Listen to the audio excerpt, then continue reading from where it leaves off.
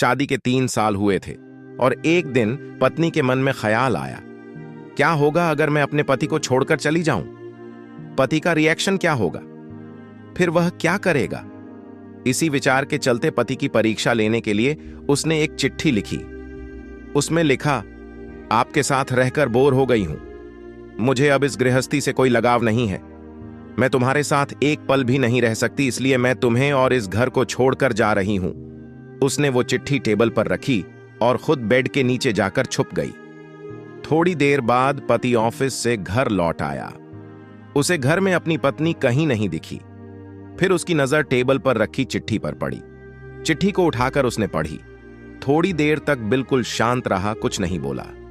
फिर उसने उसी चिट्ठी में पीछे कुछ लिखा और अपने मोबाइल में गाने बजाकर जोर जोर से नाचने लगा।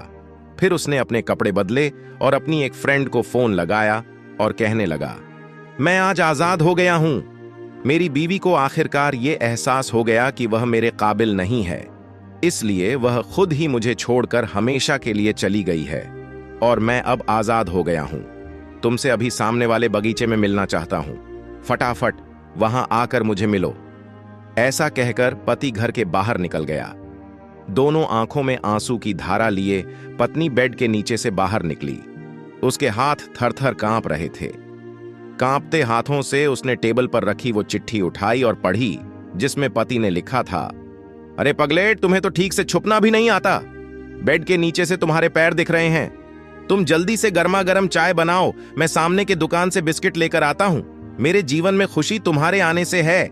आधी खुशी तुझे सताने में है और आधी तुझे मनाने में। आखिर लास्ट में तो हम दोनों ही साथ रहेंगे ना। कभी हम झगड़े, एक दूसरे की टांग खींचे, एक दूसरे को बुरा भला कहे, फिर भी एक दूसरे पर दादागिरी करने के लिए लास्ट में तो हम दोनों ही रहेंगे ना। जो बोलना है बोलो, जो करना है करो। जब चश्मे गुम जाएंगे तब एक दूसरे के चश्मे ढूंढने के लिए लास्ट में तो हम दोनों ही रहेंगे ना। कभी मैं रूठूं तो तुम मुझे मनाना, कभी तुम रूठो तो मैं तुझे मना लूंगा। एक दूसरे को लाड लड़ाने के लिए आखिर में तो हम दोनों ही होंगे ना। जब नजर कम आएगा, सुनाई भी कम देगा, तब एक दूसरे में एक दूसरे को ढूंढने के लिए हम दोनों ही होंगे ना।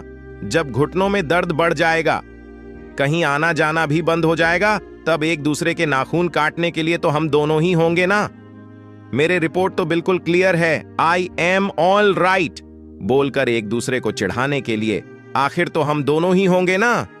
जब हम दोनों का साथ छूटेगा, अंतिम विदाई होगी, तब एक दूसरे को माफ करने के लिए आखिर हम दोनों ही होंगे ना। आखिर में सिर्फ हम और सिर्फ हम दोनों ही होंगे ना। दोस्तों, कहानी खत्म होते होते बीवी का रो रो कर बुरा हाल हो गया। उसे पता चल गया कि उसका पति उससे कितना ज्यादा प्यार करता है। आप भी सच सच बताना, क्या इस कहानी को पढ़ते पढ़ते आपकी आंखों में भी पानी आया या नहीं?